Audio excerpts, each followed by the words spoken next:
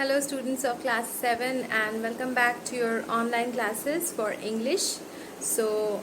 We would be continuing with the story The Ashes That Made the Trees Bloom. Okay, that story we would be continuing. So open page number 59 of your main textbook. Open page number 59 of your main textbook. So let us recapitulate a little bit before we begin. This is a story about a very kind Japanese couple who had a very good pet dog. Now the pet dog turned out to be very lucky for the couple because he discovered a treasure for the couple. Okay, so after he discovered the treasure, the old man and the old woman became very rich. Okay, and also the subject of jealousy for a evil neighbor that they had, for another old couple who were really evil. Now, though that old couple who were the cruel and the evil old couple, they were so jealous of the good fortune of this our good old couple, this humble old couple, that they did something. They tricked their dog into their house somehow and forced him to find treasure for them. But when the dog couldn't find it, they brutally killed the dog. They brutally killed the dog and buried his dead body, stashed the dead carcass under a pine tree. After the dog dies, the old man mourns his loss a lot. Okay, and in his dream, the dog comes and tells him that if you make a certain mill and a certain mortar from the pine tree wood, then it would bring you something good. And that is exactly what they did in remembrance of the dog's wish. So they did that, the old woman and the old man.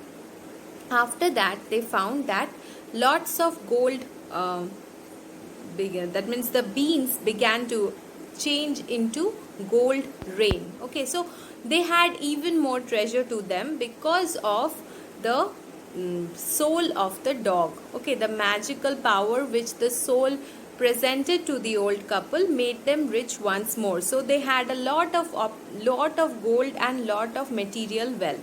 Okay, now this was again observed by that cruel old couple who saw them doing that, and they saw that if they imitate their action from that particular pine tree, then maybe they would also get gold just like they did. Okay, so let us start from this paragraph of page number 59, the last paragraph. Okay, so the old couple were rich again. The next day, the stingy and wicked neighbor came and borrowed the mortar and the magic mill. So the stingy and wicked neighbor, stingy, the meaning is given miserly. So do you know what a miser is, or who a miser is? A miser is a person who refuses to part with their money, his or her money, who are very much stingy. That means they are so selfish, they don't like to share their money, they don't do any kind of charity. Okay, so those people who make do with very little amount of money, okay, and refuses to part with it. So miserly or stingy men and women, this wicked neighbor, they were. So they came and they borrowed the mortar and the magic mill. That means those two things which were used by the old couple for grinding and crushing the grains and also making the bean sauce. Those two things, those two equipments they took. They filled one with boiled rice and the other with bean. Okay, so in the mortar they kept boiled rice, and the other one, that means in the mill, they kept the beans.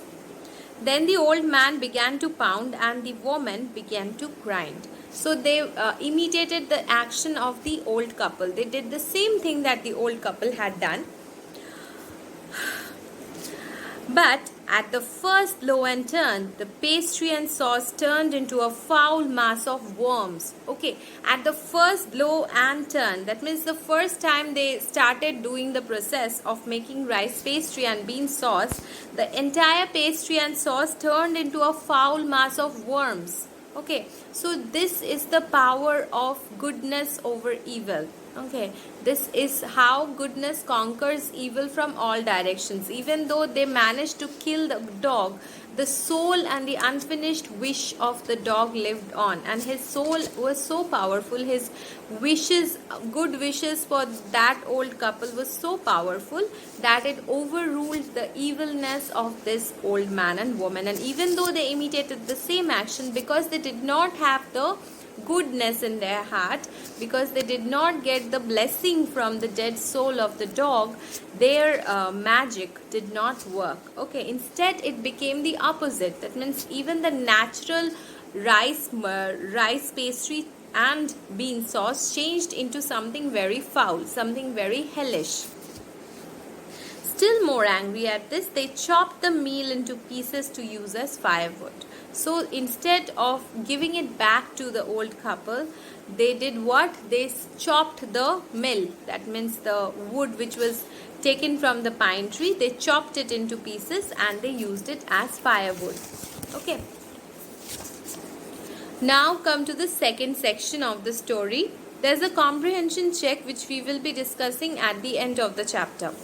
Not long after that, the good old man dreamed again, and the spirit of the dog spoke to him, telling him how the wicked people had burned the mill made from the pine tree. So he told them that the spirit of the people that spirit of the dog came to his dream and told them that the old wicked couple, they had burned the mill which was made from the pine tree wood, and they did what? They burned it.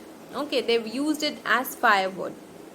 And the spirit of the dog also instructed him that take the ashes of the mill. Underline this portion. Underline the instruction of the dog. Take the ashes of the mill, sprinkle them on the withered trees, and they will bloom again, said the dog spirit. Okay, so in this part we are going to find out why the story is named The Ashes That Made the Trees Bloom. Okay, the ashes that made trees bloom. Why do we have this lovely title to this story? We will find it out from this section of the story. So he said, the spirit of the dog said that you take the ashes of the mill, that means the place where they have burned the firewood, take that ashes of that wood and then sprinkle them. Sprinkle means spreading over a wide area. Okay, sprinkle them on the withered trees. We often say that sprinkle some salt on the food. That means if take a little bit of salt and spread it in this way. Okay, so you will sprinkle them, you will spread them or throw them a little bit on the withered trees. Withered means the dried out trees which are not green anymore, and they will bloom again, and the trees will start blooming again. The old man awoke and went at once to his wicked neighbor's house, where he found the miserable old pair sitting at the edge of their square fireplace. This miserable old pair, that means those who were miserable, those who were very bad, okay, very hopeless, the way they were very immoral, and did not have a good character. Okay, they were not good people. So they were sitting at the edge of their square fireplace. They were sitting on the edge of the fireplace, in the middle of the floor, smoking and spinning. Okay, so they were spinning and they were smoking. Okay, from time to time they warmed their hands and feet with the blaze of some bits of the mill. Spinning means most probably they were spinning some thread or something. Okay, that means they were working, and then sometimes from time to time they just would warm their hands. That means they would place their hands in front of the fire, and with the blaze from some bits of the mill, that means whatever wood was used as firewood, the blaze that it created, blaze means the heat.